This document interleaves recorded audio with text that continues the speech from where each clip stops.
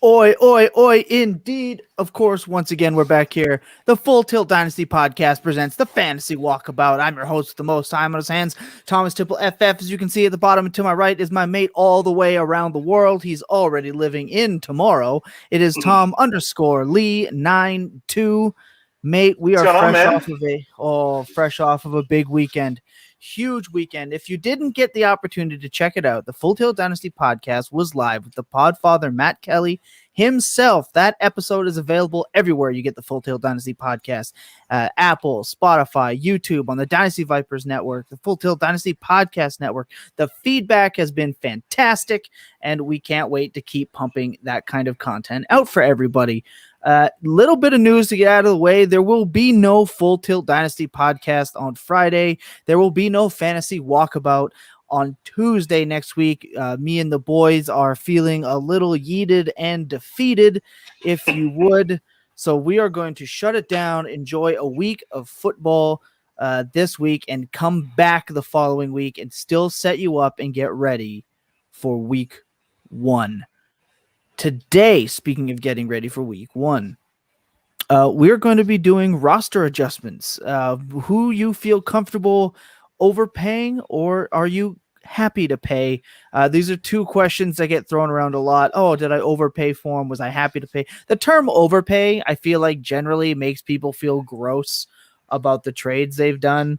I don't feel that way, but it's kind of a general consensus from what I'm getting. Before we kick into that, though, I do want to go and say that I had the pleasure of joining the Brothers of Dynasty podcast the other day, and it was probably some of the most fun I've ever had talking football with any group of people. You should go and not just check out my episode, but they had Jeff Bell on there. They've been going steady for over a year now. Scott Fishbowl sponsor. They're definitely worth checking out. Great group of lads. We actually have a preview video over at Full Tilt Dynasty YouTube, and it will be on FullTiltDynasty.com. And speaking of FullTiltDynasty.com, I swear we're almost through the what's happening.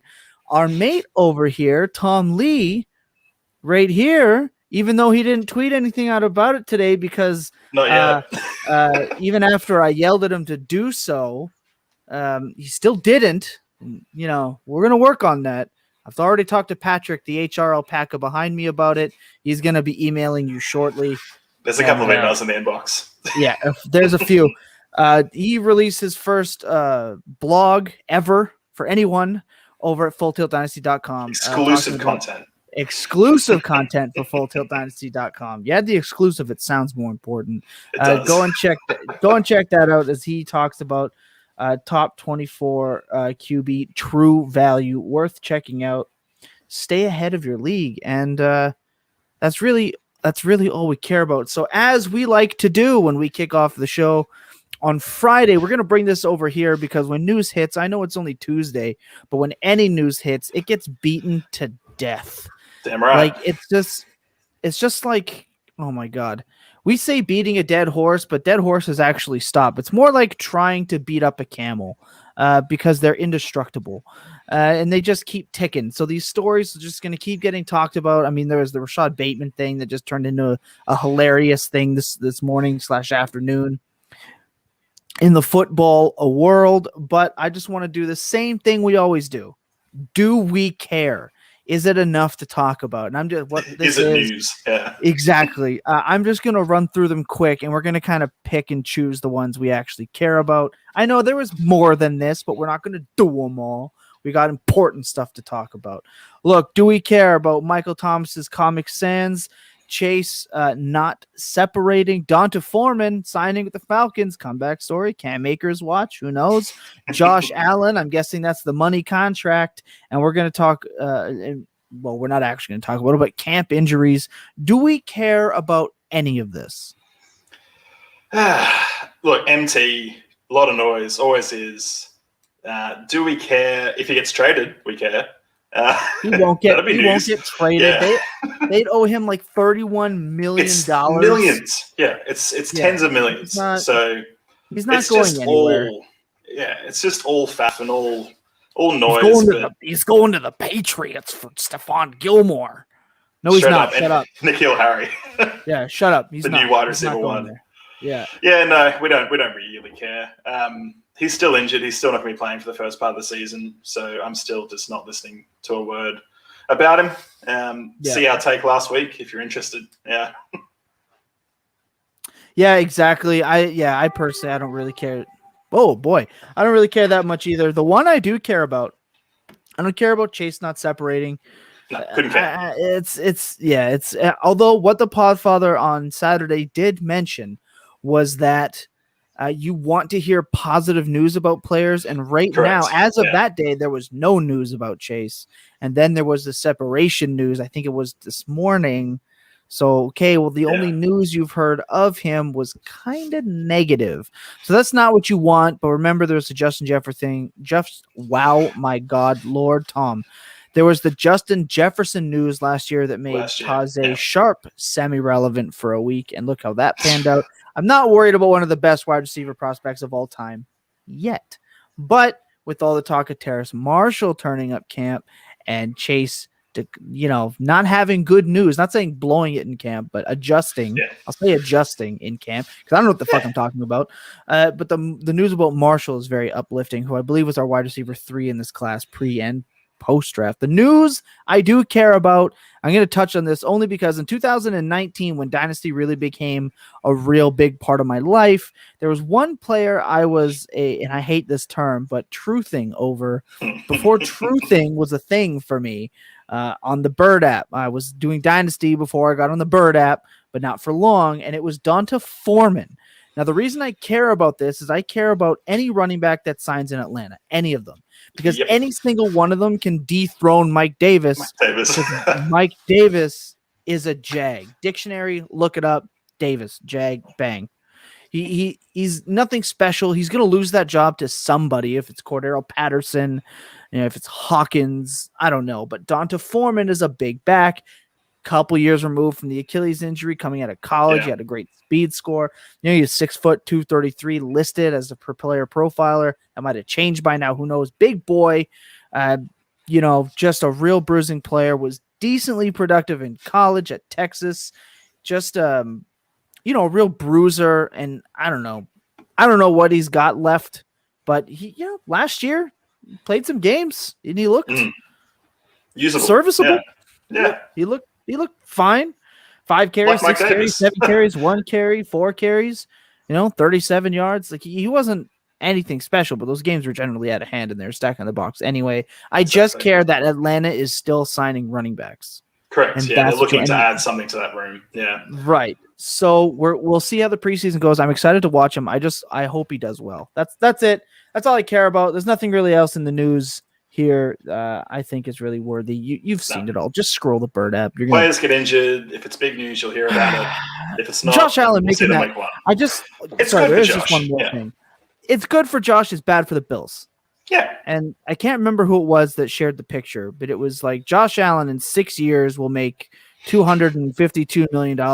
And then it showed Tom Brady over 21 years has made $248 million. It's like, when will people figure out that paying your quarterback $42 million a season is why teams don't fucking win? And I know Baltimore is going to pay Lamar Jackson, but I am just hoping that they go, look, we actually want to fucking win. So could you not want that much? That would be great. It's just amazing. Matty B, what's Matty? happening with you, my man? Before we go, I just want to mention, I know there was questions last week that we didn't get to live, and I don't have them on me right now because I'm an asshole. But I will get to those questions. Super sorry. It's very hard to get questions from the people in on a show with Matt Kelly. It's very hard. The man is talking a mile a minute, and it's great. It's awesome. But we do miss some questions, so we are going to get to those. I swear. Okay. Okay, now that's the news. That's everything you need to get caught up on from the Full Tilt squad. So let's do something we introduced the other week, and we like to call it "Shits Me to Tears." This is something that frustrates us so much that it's enough to shit us to tears.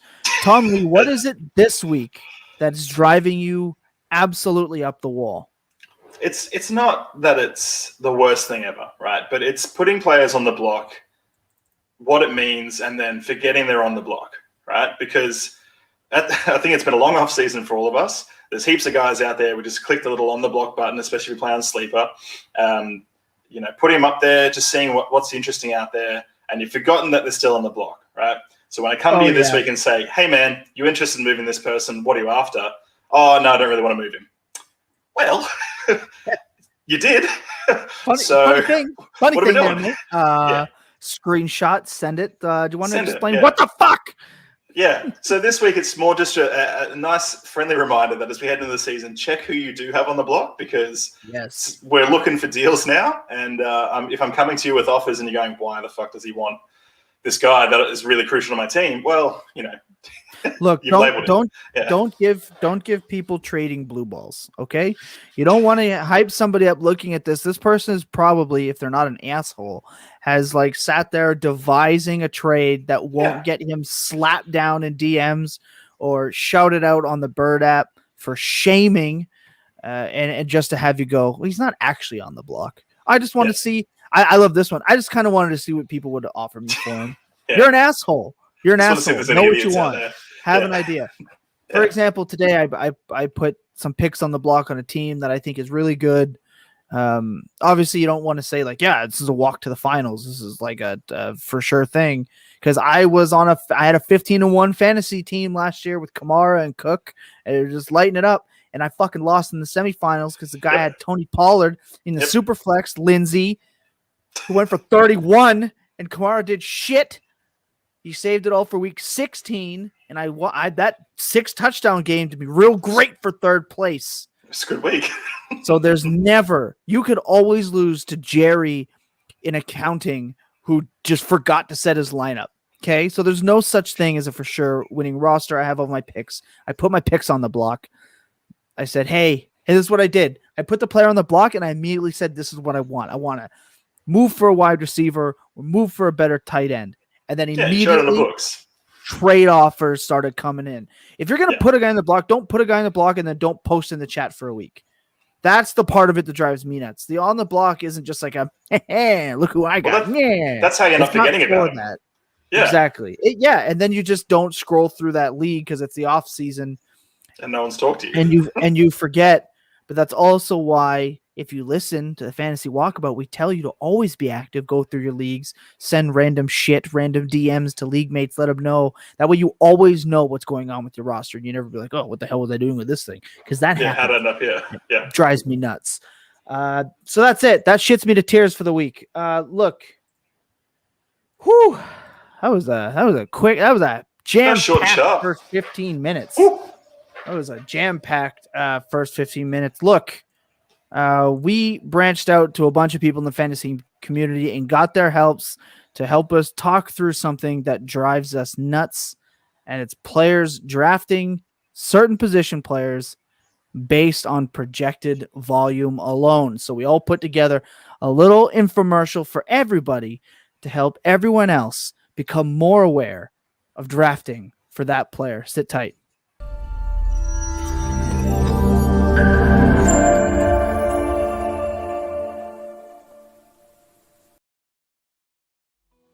Fantasy football, a game that we love and a game that brings us together. Drafting an RB used to be easy. Go into the first round, take one with the top workload. But it isn't always the lovable game people think it is. Every year, tens of fantasy players suffer from drafting players with projected workloads. Here are some testimonials from real fantasy players and not paid actors. I drafted Mike Davis. I drafted Mike Davis. I drafted Mike Davis. I drafted Mike Davis. But with the help of the Full Tilt Dynasty podcast, you can be a less bad version of yourself. But thanks to smarten the fuck up, I'm moving forward. But thanks to smarten the fuck up, I'm moving forward. But thanks to smarten the fuck up, I'm moving forward. But thanks to smarten the fuck up, I'm moving forward. But thanks to smarten the fuck up, I'm moving forward.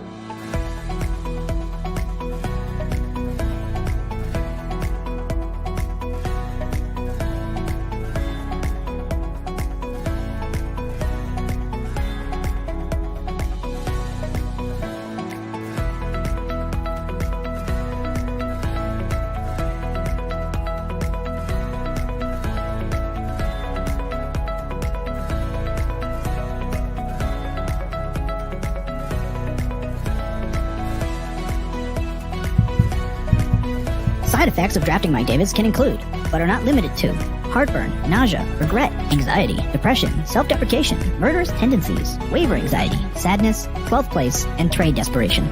Smart the Fuck Up should not be used if you or your loved one prefer him in best ball, or any form of ball. You cannot be helped.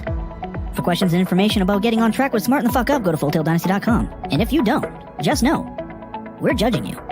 Please, play responsibly.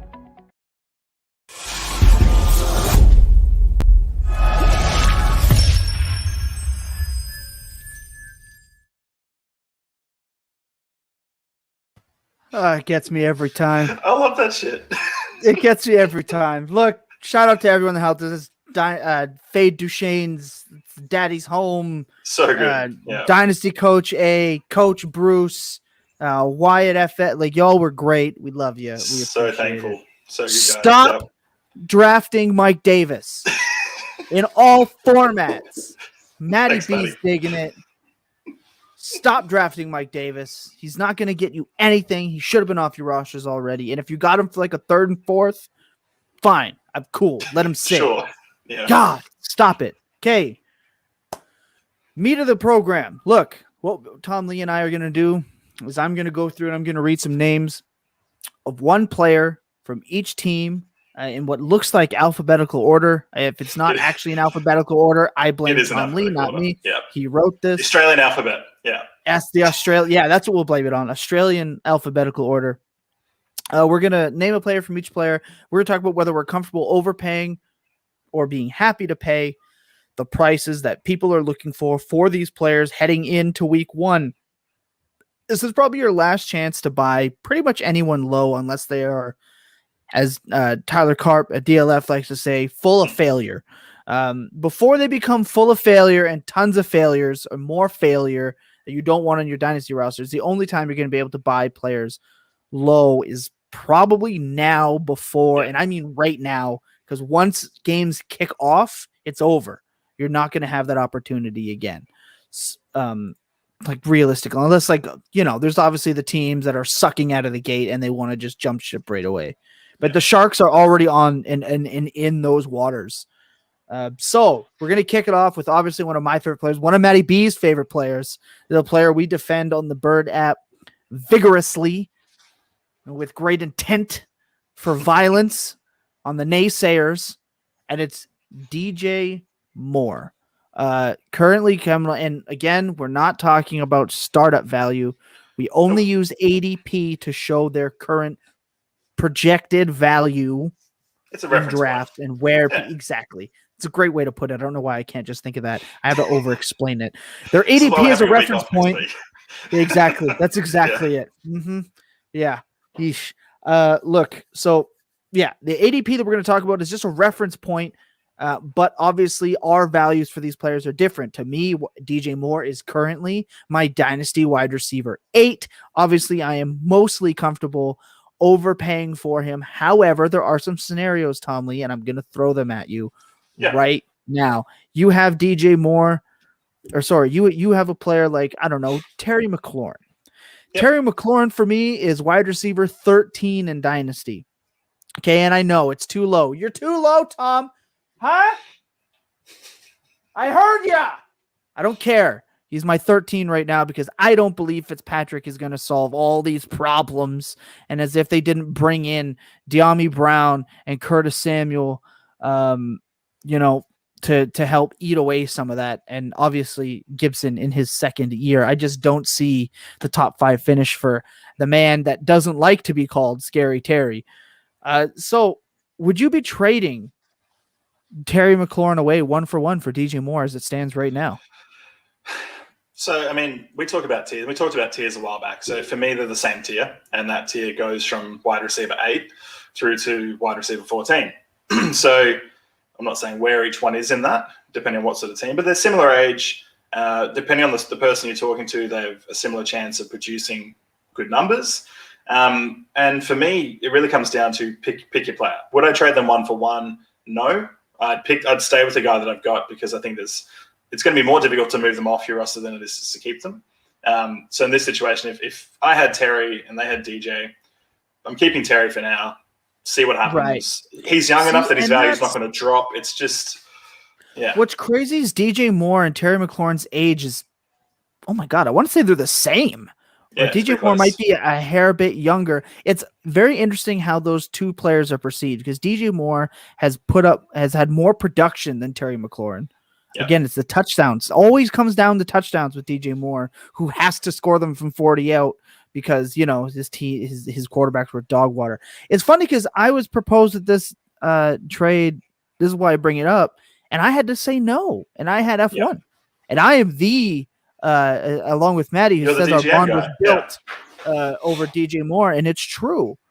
I still would say no to that. So I'm not happy overpaying. I feel a little gross about overpaying for DJ Moore right now, but I do believe if it's a matter of being my 3rd or 4th wide receiver, if I went really heavy, then yeah, of course I'm going to do it. You want to have some roster balance, but overall, I think the value is too similar. I wouldn't do that.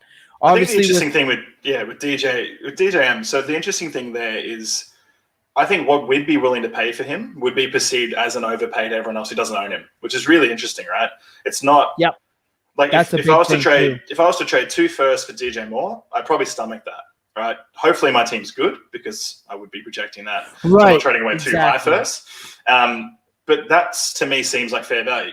Same guys in that tier. Godwin, we talked about Terry, 2 firsts. I'm not loving it on some sides, but at the same time, I'm not batting my eyelids if it happens, right? Okay. With Sam Darnold being there at QB and CMC back, I just want to run through a couple of receivers and see which ones you would take and which one you wouldn't. It'll kind of settle the whole thing. Chris Godwin or DJ Moore? DJ Moore. Okay, I'm with it. Amari Cooper or DJ Moore? Healthy Amari Cooper? Just Amari Cooper. You never know. So it's the DJ Cowboys Moore. Sure as hell don't know. So he's never healthy. So yeah, DJ Moore. Okay, very interesting. T. Higgins, DJ Moore. DJ Moore. Okay. Rashad Bateman and a first or DJ Moore? That's close. If I'm young, it's Shoddy B. Yeah. For most of my teams for value, and this is what we do on this show, I'm taking Shoddy B and a first. Yeah. Okay. See, I'm kind of Keenan Allen or DJ Moore? DJ Moore, just for age. Same tier. Okay. See, this is very interesting because you and I are comfortable trading all of that for DJ Moore. And most people, from what I can gather, all say, oh, I love DJ Moore. He's a great prospect, great player, but won't actually go out there and do it. So please, if you're listening and I'm in a league with you and you want to trade me DJ Moore for my Chris Godwin, please send it over to me as fast as possible. Straight away. I am on record, and I'll repeat myself, as saying that there is just as good a chance that A.J. Brown finishes with a stat line similar to Chris Godwin than not. So, yeah, I want away from Chris Godwin because the whole get him out of Tampa Bay and put him somewhere else. That doesn't always work. Historically speaking, receivers don't just translate production. He had one breakout year, and he's a great player, but I don't know. I'd rather DJ Moore right now.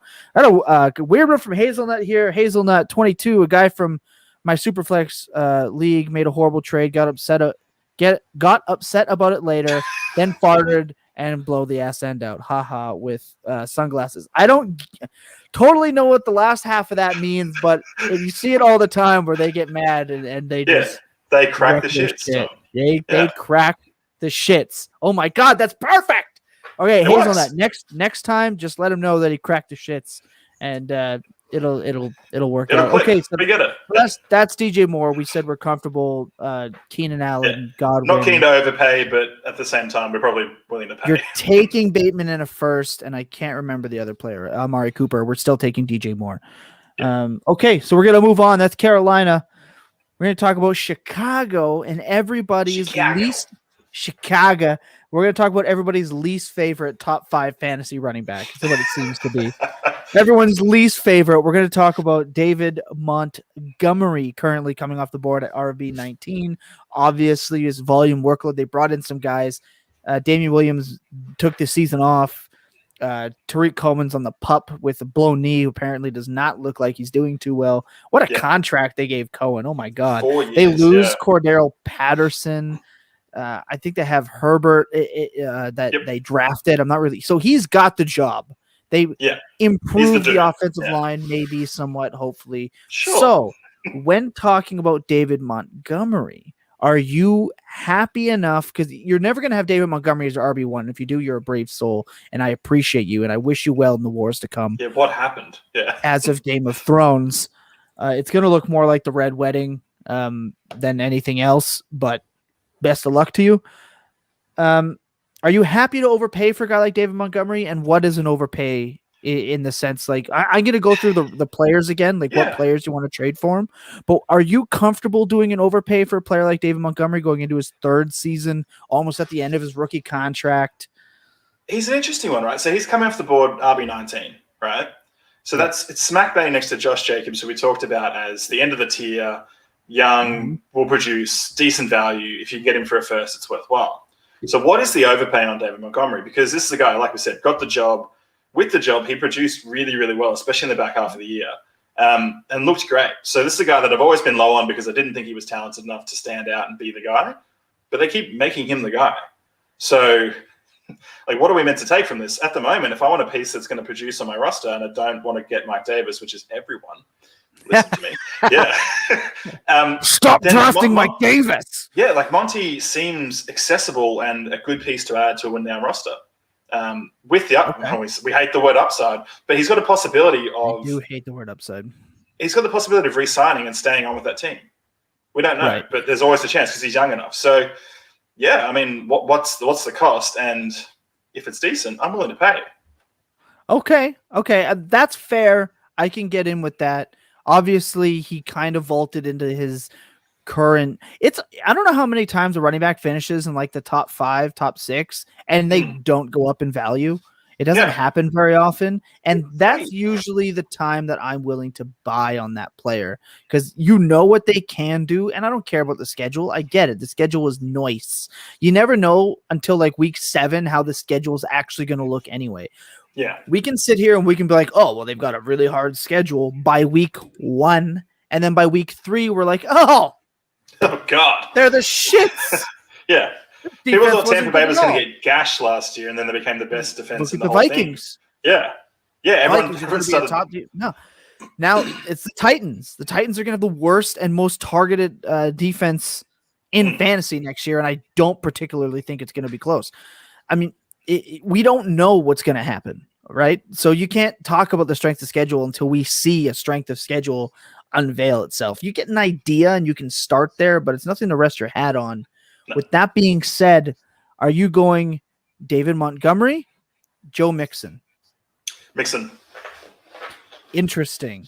I find that interesting because there are other players in Cincy a bit. The offense is going to throw the ball more. We're gonna get to Cincy in a second, but yes, it's a good point. Mixon is kind of let everyone down where Monty's kind of on the up. So I find that interesting. Austin Eckler, David Montgomery. Eckler. Interesting. Okay. Oh, I'm forgetting. Oh my gosh. You want to go the other way or Oh to go my down? gobbins. Oh my gosh. I forgot. I had his name right here, and I have completely forgotten who the running back is. But who's a running back? I'll just ask. Who's a running back that you wouldn't trade? The one that for? really gets me close is because David Montgomery for me is pretty close to RB19. Josh Jacobs comes straight after. 1 for 1. That's the I don't. one. Yeah, I don't. 1 for 1. I don't know who I'd pick if I'm honest. Interesting. Monty. I would take Montgomery probably. Yeah, like yes, he's got the better O line, which is a really sad low bar to jump over. But What a fall from grace in Vegas. Ugh. Yeah, he seems to have, I don't know, the better offense. So yeah, Monty. I mean, he's ranked ahead, but it's the same tier. For those Jacobs truthers out there, stick with Jacobs, but probably Monty over Jacobs, and then you get to the Chris Carsons of the world, and that's when it gets interesting. Yeah. So if you got Monty, are you trading like Chris Carson and a second for Monty? Or you're trading Chris Carson? Well, obviously you trade Chris Carson and a second for Monty. I think in Dynasty, unless you're going for it all. I like Carson a little better this season. Actually, if it's a close man can just stay healthy. So is it like a first round pick and player? Is that what you're kind of demanding if you have Monty or? Yeah, if I've got him, I want a first and a player. It doesn't have to be a running back because I understand at that point you're not going to get you're not going to replace production at running back. So when people say I'll trade this running back, but like I want a running back to come back, you can't do that. That's why we're looking for a running back. Yeah, it's like stop doing. It's not how things work. It makes it impossible.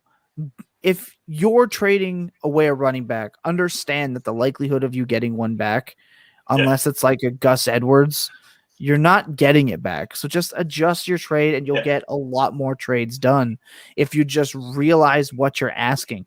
A lot of people don't take the time to realize what you're actually asking. Yeah, I'll trade you my RB2, but I need an RB2 back. Then why the fuck, if I had one, why am I asking you for one? Yeah. It makes me want to slam my head through one of my monitors that I have here every single time. Because I swear, it's in my clipboard on my phone. Copy, paste. Why the fuck would I be asking? Stap it. STAAHP. Stap it. God damn it. We're going to talk about Cincinnati now that that's over with. Chicago. That's it. We're going to talk about Cincinnati. We're going to talk about a player who I like better than Chase for this. That's Jamar Chase. This is a player I like better than Jamar Chase for 2021, and it's not because of the camp news. It's the adjustment period and comfortability that Burrow has at the NFL level, not the college level, the NFL level with Tom, they play together. Higgins. Don't give a shit. T. Higgins is a player who looked like an absolute boss. And there was like there was a 3-week period in the offseason where people moved him into our dynasty wide receiver 1 position, and all like he dropped back down obviously after Chase got drafted. I don't give a shit about Tyler Boyd. He's a Jag. I don't care. Drop, Tom. He plummeted down rankings. So this was a guy we're talking about as low end, high-end wide receiver 2. He's now low end. He's the last wide receiver 2 off the board. Right, and there was, like I said, there was a while where he was being regarded as a wide receiver 1. I think T. Higgins outscores Jamar Chase in 2021.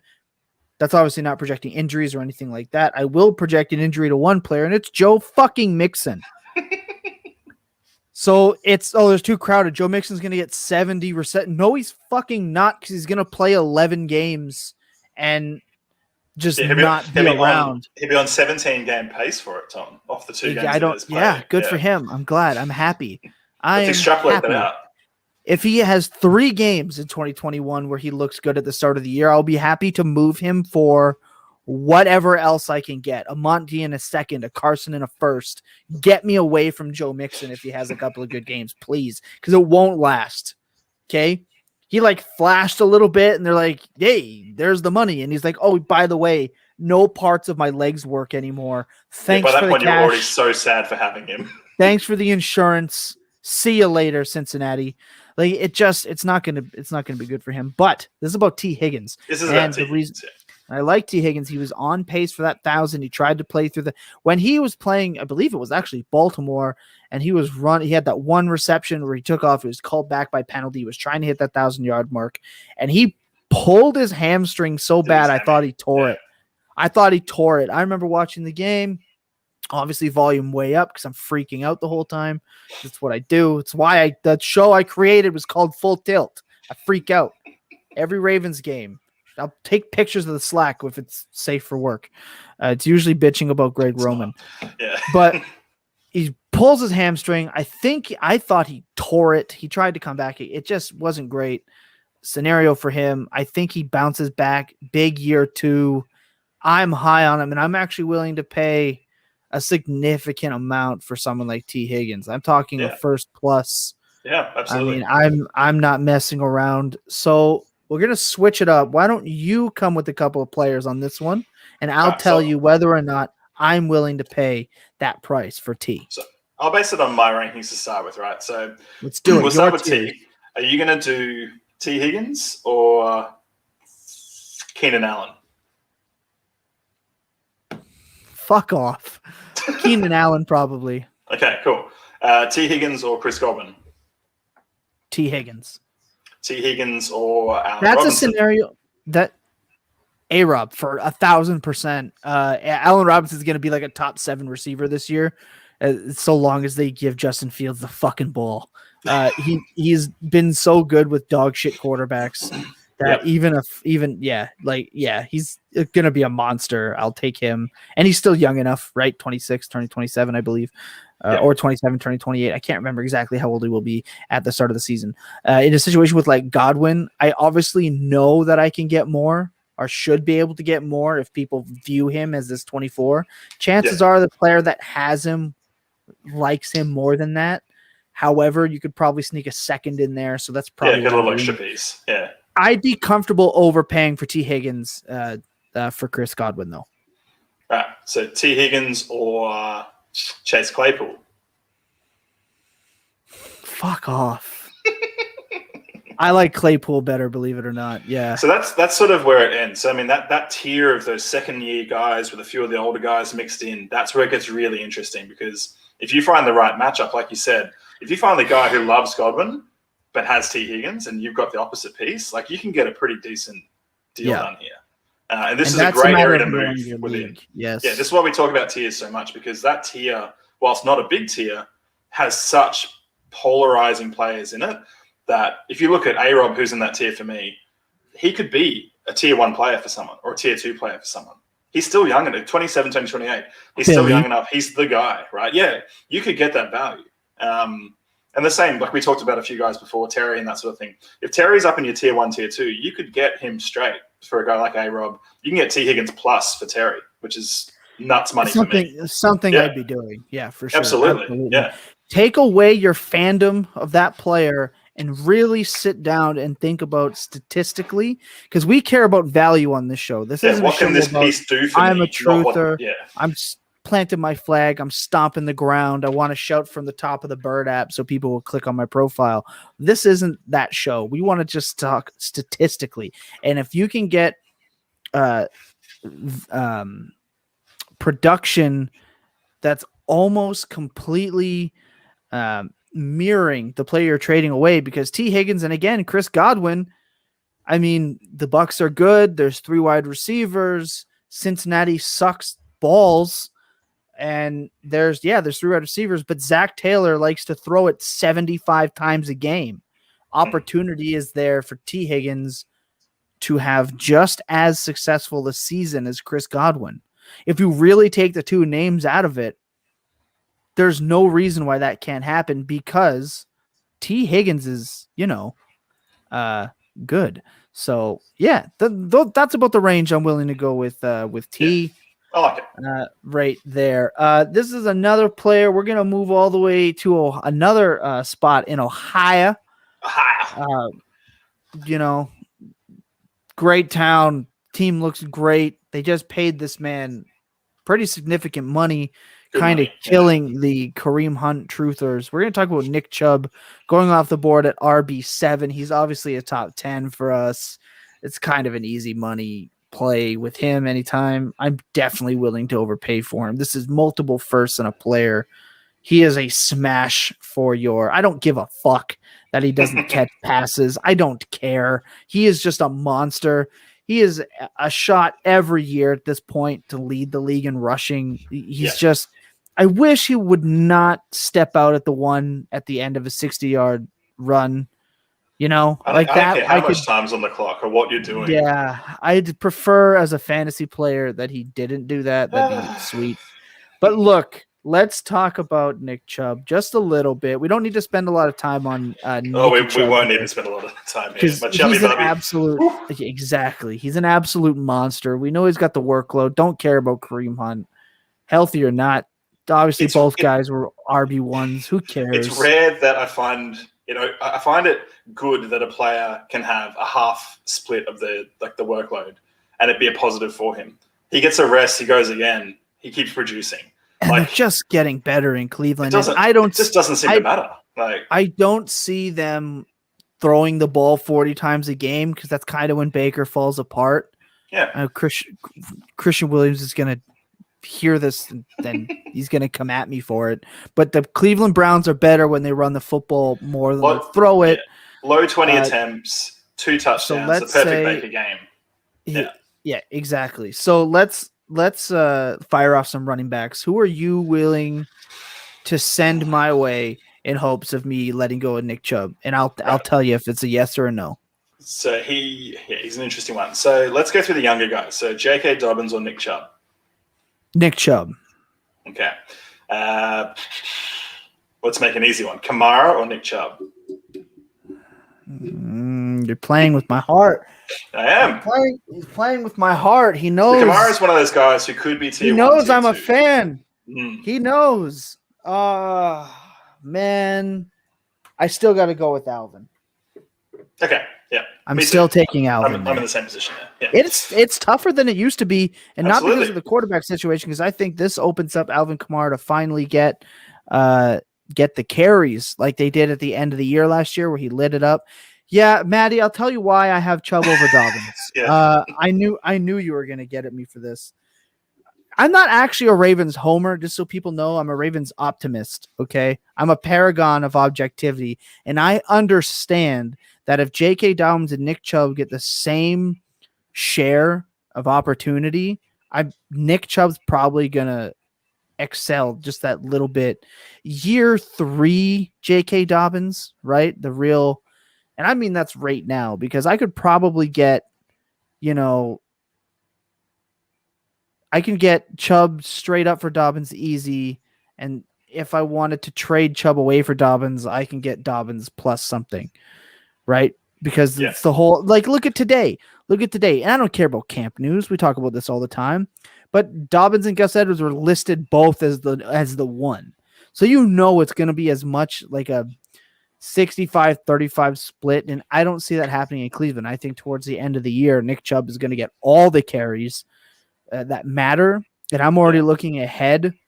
And so I'm going to take the steady every week, 17 touches for 92 yards and probably a touchdown out of Nick Chubb right now, because J.K. Dobbins' value isn't enough for me to get that plus with him. So that's why I'm taking Nick Chubb for now based on their current values. Nick Chubb's the better value right now. That's why, Maddie, I still love Dobbins. I'm obviously not down on him. I want him on every roster, but for the most part, I'll take Nick Chubb if I can get him for J.K. Dobbins right now. Look at startup value, right? J.K. Dobbins, 3rd, 4th, 5th round pick, and Nick Chubb is late 1, early 2, mid 2, maybe. In a startup, if somebody wanted to trade me, right, 4 for 2 or 2 for 4, sorry, fuck yeah, absolutely. Yeah. So the last guy I wanted to ask about with Chubb, and this is the reason I asked this because it's interesting. We're not going to get to him today, but Derrick Henry is going off the board above Nick Chubb. Still, blasphemy startups, right? Horrific. It's just why? How? I love both these guys, but Chubb is 3 years younger? the Podfather said this best on our show on 2 years. Saturday. And yeah, I'm going to keep fucking saying it because I still can't believe it happened. We had the Podfather. Exactly. So he was saying that he doesn't understand. The Tennessee Titans are trying to tell everyone that they're not going to run that ball that much. They went and got Julio. Their offensive line, Derrick Henry's been running through, clear lanes. It's not totally going to be there. They're going to be down a lot more because their defense is kind of dog water right now outside of their front three. They're telling everyone to be prepared for this. Not saying they don't have good players. I know they do. But they're not a great defense. And yeah, he gets to play Houston. Green Bay may not suck that bad at defense, and Jacksonville might be better, right? They're not going to do well against the Colts because that defense is sick. Props to Darius Leonard. But yeah, I don't fucking understand why Henry and Chubb have the same, chance of outcomes. It's just Derrick Henry rushed for 2,000 yards, but his value didn't go up. If Nick Chubb rushes for 2,000 yards next year, his value is going to fucking skyrocket. And that's the player I want. Yeah. I'm taking Nick Chubb, Derrick Henry straight up all day. Look, we're going to take a second. We're going to come back. We're going to get through a few more of these players before we sign out of here for the next, week and a half. Sit tight. Hang on. When we come back, we are going to talk Dallas, Denver, and Detroit before we get out of here. And if we move quick enough, we might get to Houston and Green Bay. Okay? Sit tight. We'll be right back.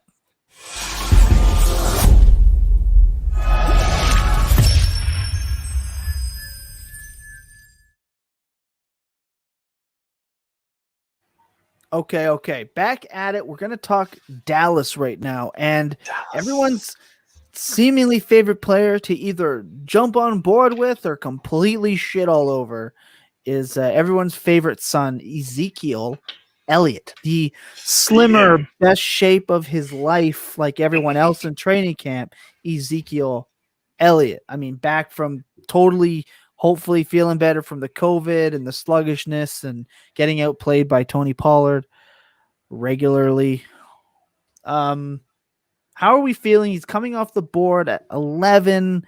Yeah. I have him ranked, I think, at 13 for Dynasty, which, you can at me if you want to. Right there. 12. Yeah. Patrick, the HR alpaca, will like to. When he's not berating me, Patrick will be free. When he's not berating Tom Lee for not promoting his own shit like I asked him to, he will get back to your emails. You can send those complaints to fulltaildynasty.com. Not me, because I won't respond. I probably will. Probably with a GIF, though. Not what you're looking for. I don't negotiate with terrorists. Ezekiel Elliott. The outlook is, let's face it, he's going to be productive this season. 1,200 yards, 10 touchdowns, 45, 50 receptions. It's probably happening. No matter how much you want to shit on him, it's after that most people are concerned about, myself included. Yep. Some players for Ezekiel Elliott straight up. Let's run the gamut, right? So let's talk this again. Same, kind of notion of players. Let's go Antonio Gibson, Ezekiel Elliott. Gibson. Okay. J.K. Dobbins, Ezekiel Elliott. Dobbins. Monty, Ezekiel Elliott. Zeke. Okay. Josh Jacobs in a first, Ezekiel Elliott. It's dirty, right? That's a better offer. Yeah. So for me, I'm taking Jacobs in the first because you get age, you get another piece, and you possibly get some production. Some production is key. Not the same. See, I can't say the same. That's where it's dirty to me. It feels gross. Yeah. I would actually still take Zeke probably, honestly. Yeah, I think it's the ideal offer because for me as a value guy, I like those. I can then move those two pieces. I'm not keeping them because I'm committing to, you know what I mean? Like I'm not moving Zeke as if Zeke's my RB1 and I have nothing else behind him, I'm doing the trade because I don't want to keep him there and then when he dies in value, have nothing after that. You know, diluting the value pool, adding more pieces. So for me, it makes sense to do it. Would I do it in every league? If I win now and I want to dominate, I'll probably keep Zeke.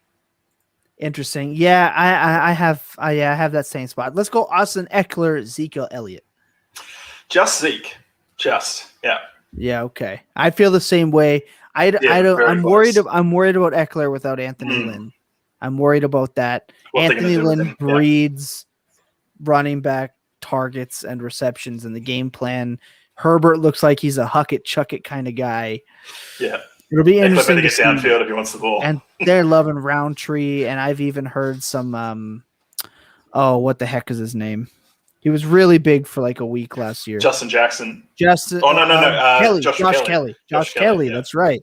So I'm a little worried about Eckler's whole game right now, and of course there's the staying healthy thing. But we don't project injuries here because that's kind of a wash. You're never going to be right. So overall, we're generally taking Ezekiel Elliott.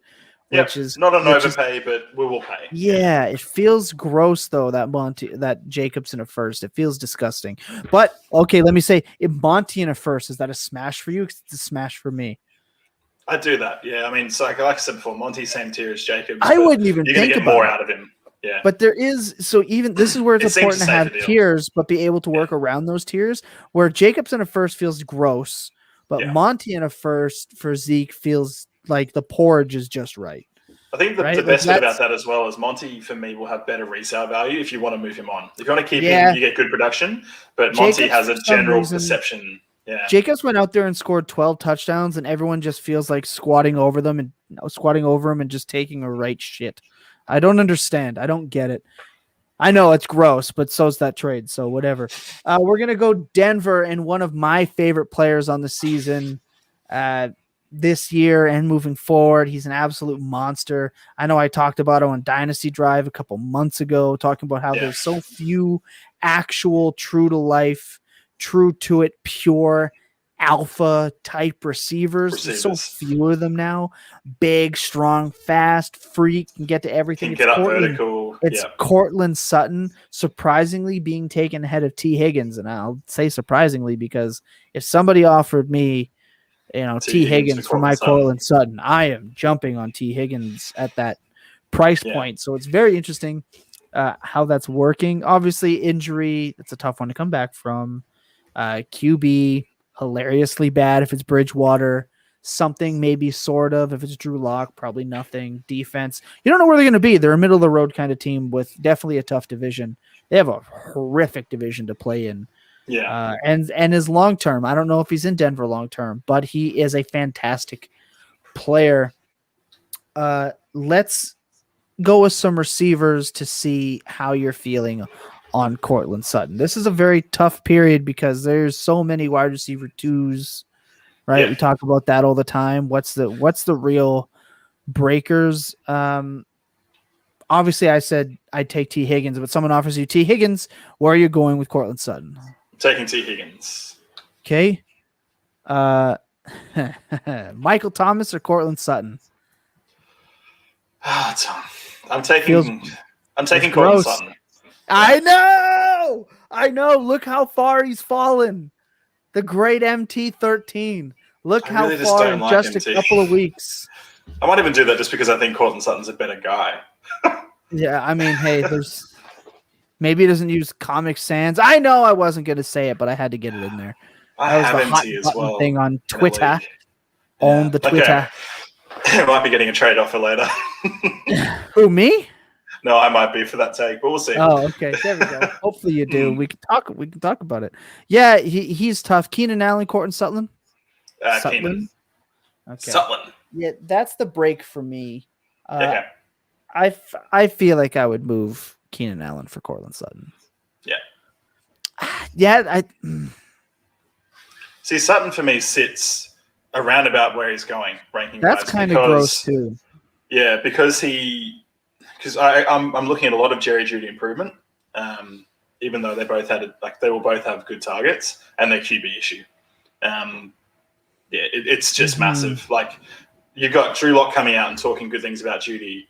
I expect Drew Lock to be the backup, so I don't want to hear him working with Jeudy at all. But yeah, like things like that, man. Like, it's just, I want to see him come back healthy. I want to see him produce because he is dominant when he's out there. So for me, I'm taking Allen for sure in that situation. Okay. That's fair. Yeah, I like that. Oh man. Yeah, Cortland Sutton's one of those players. The injury right now, he's probably one of the few players you're going to get at the injury discount because it is going to take him a bit to work out. Let's talk about over there in Detroit. Not only they're biting kneecaps, but they're just a weird bunch. But they did draft the premier tackle, and we all know that can make a huge difference over there. You got what we all feel is a downgrade at the quarterback position in Jared Goff. Don't know how that's going to go, but let's talk about a guy who recently came on the injury report who, it's not great for him. I don't really care that much, but they did bring in another back who's kind of that prototype. And it's that was Jamal Williams. Let's talk about DeAndre Swift. Swifty. The feeling he kind of feels like the people that love him to death, and the people that don't want him yeeted into the sun. They want nothing to do with him. It's so strange. Yeah. It is a weird flip-flop. Now, I don't do projections because unless you're Nostradamus, you're not going to come fucking close probably. And coming in within like 300 yards. Yeah. Coming close doesn't mean 300 yards within 4 touchdowns and 20 catches. That's not coming close. All right. Just stop. But I mean, don't stop doing projections. If you love doing it, do it. But it's a baseline. It's not a set thing. So don't come at me. It's hard work. Yeah. I'm going to talk about that on the next show if I can bloody well remember. DeAndre Swift going as the top 12 guy, just barely RB12. That's kind of where I have him right now with the Akers injury. Yeah. Bumps him up one. Throw some players at me that you feel are right in that range, and I'll kind of go through this. I have Swift being that guy that needs, 80 receptions to hit that mark. He's probably only going to walk away with 800, 875, maybe pending health, extra game. He needs 80 catches, I think, to have a shot. He needs an Alvin Kamara type season, right? With the receptions and the rushing. And I think he's a guy who can't get the touchdowns. He got touchdowns. He's talented enough to be able to piece together a good season. I think that's the key. I wanted to be healthy. I was sad to hear that he's been sort of slow through camp and stuff. Okay. So let's go. Yeah. Let's go throw some players at me. We can get through this one real quick before we get out of here. Gibson Swift. Gibson. That one's easy. Dobbins Swift. Dobbins. Okay. That one's like right there because Dobbins is my, I think, 11 or 10. That one's going to come down to being a bigger fan of Dobbins. Eckler Swift. That feels disgusting. That actually feels gross. I'll take Swift because I actually think he's kind of the same player as Eckler, and he's younger. He's younger, and I think a little better. And they're going to have to lean on him a bit more than Eck. Yeah. So I'll go Swift, Eckler for sure. All right, last one. Jones or Swift? Aaron Jones. Oh, fuck. There's such a big age gap, but I think there's such a massive age. This is the guy we wanted to get to one time today. But yeah, it's a good one to talk about. There is that's called a tease. There is a current age gap that's so big between Swift and Jones, but there is a current talent and opportunity. And the next 2 years of Aaron Jones could be league changing if it goes well. You could be Amon Green in that offense. I mean, man, that's really tough. So here's the thing. I'm probably taking Jones if I can get something. Okay. All right. If I can get something. Kind of anything really other than the third and convince me to do it. Yeah. Give me something and I'll do it. I don't feel great about it. Okay, and it's not that I think Swift process is a bad says you player. should take Swift, but I know what you mean. Yeah. Yes, but I think that he will struggle this year, maybe even next. We don't know. You always want the shiny young player, but there's something to be said about having the shiny vet who hasn't lost anything. If Aaron Jones would have showed last year that he's lost anything at all, I would be, no problem. I'm going the other way. Or and AJ Dillon's there, but Jamal Williams and AJ Dillon were both there last year, right? And Aaron Jones did what he always does, and he posts that top 5 season. Yep. I'm not bailing on Aaron Jones yet. Obviously, if you have him, you're probably stuck with him, seeing as how it doesn't look like Rodgers is coming back. But yeah, if I can get anything at all to go with that, I'm probably going with Aaron Jones over Swift. And Jacob can be as mad at me as he wants. He can talk to Patrick, maybe even R2, who's there now. Talk it out with him. You got a whole won't be with me. I know we're putting together a real squad of HR personnel. So yeah, I gotta go. That's tough though. That one's grimy, and I don't appreciate you for it. Thank you. I feel a little gross and need to shower after even having that. That's on record now. That's not good. Yeah, people actually care about that. They might actually, hit you up. Fuck. Oh, well, I said it. Fight me. Don't though. My body is really sore. That's gonna wrap it up for today's. It's not. We got one more. Oh my gosh, I almost forgot about one of my favorite things. Oh, one thing we like to do on the show is educate, and what it mostly is Tom Lee trying to knock me out of my chair in hilarity. The reason we have to do this at the end of shows now is Tom Lee used to slip these phrases of his in halfway through the show, and I would be off on a laughing fit to 8 to 10 minutes. Now I have a little bit of prep time. He still gets me though. You still don't know the word. That's the key here. I don't know the word, but I'm ready. I'm ready to learn. So hit him with what last week's was, and then your final thoughts in current slang. What was last week? You throw me now. What did I say last week? Wasn't last week Budgie Smugglers? Was that the week before? Budgie Smugglers are fantastic. Even if it wasn't last week, Budgie Smugglers, use it. Swimming togs, speedos. I used it this week. I used Budgie Smugglers when someone was trying to be an asshole. It's currently still winter here, so there's not a lot of Budgie Smugglers going on, but that can be a hit over there. It's so fucking funny just to say. Yeah. Oh god. No, okay. So this week's one. Right? So this week's one is this is a really common, quite a nice saying, and it's fair dinkum. I love this one. Yeah, so fair dinkum. This one. Good. So to spell it for people, fair, FAIRDINKUM, right? Fair dinkum, not fair income. Fair dinkum. Yeah, and it means true and genuine, or it means another saying, true. Yeah, true blue, right? Like it's a genuine article. You're fair dinkum. It's fair dinkum. Yeah, or you can say it exasperated, going, "Oh, fair dinkum." Like it's just. It's I don't know. It just fits everything. It's like us using fuck for words that don't need it. It just goes in everything. Yeah. Yeah. So I've replaced fair enough, true enough, spot on. I've replaced it with fair dinkum already. I love that slang. So many people. I use it all the time. I love that one. It's in our time away, we're going to put up polls to everyone. We're going to do a contest, right? We're going to put 2 Aussie slangs every couple of days leading into when we come back. Yeah. And then we're going to poll out everyone's favorite, and then we're going to crown a champion. I believe we've had 11 weeks of this. Yeah. We've had 11 episodes now, which is kind of wild to say, of the Fantasy Walkabout. And I threw one in there last week as a one on top. I can't remember what it is off the top of my head. God damn it. You think we'd prepare for this or be professionals or something? Nope. So we're going to count down 6 on each side.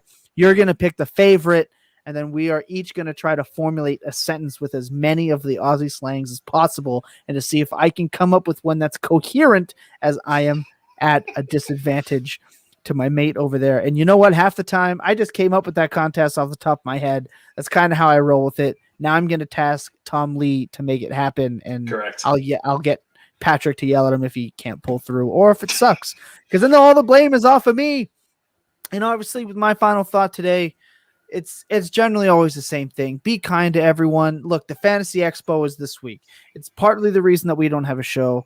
Look, the time isn't to go out there, and Lord don't lose. He said this best. You're not out there peacocking. You're not the superstar you might think you are.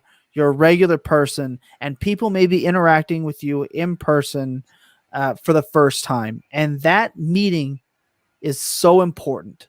They're going to remember you for this. Let's not get too out of control. Be safe. Have fun. We wish we can be there. Hopefully next year. And you guys, the U.S. restrictions haven't come back, and the Canadian restrictions finally get lifted, and we can mingle it up over there in Ohio. I wish everyone the best. Enjoy the weekend. I cannot wait to see all of your pictures, hear all of the stories, have all of the DMs just popping. And like I said, I truly wish we can be there. Be kind to everyone. Say hello to your loved ones. Enjoy your week. We'll see the Full Tilt squad. We'll see you again in a couple of weeks. Sit tight. Links will be in the description for other podcasts that you can check out. And you can catch me even tomorrow night at the Fantasy Boardroom with FF_Tycoon. Not something you want to miss. Okay? Be safe, everyone. Much love. And always remember the most important thing, and that's clear eyes, full hearts, can never lose. Ciao, everyone. Much love.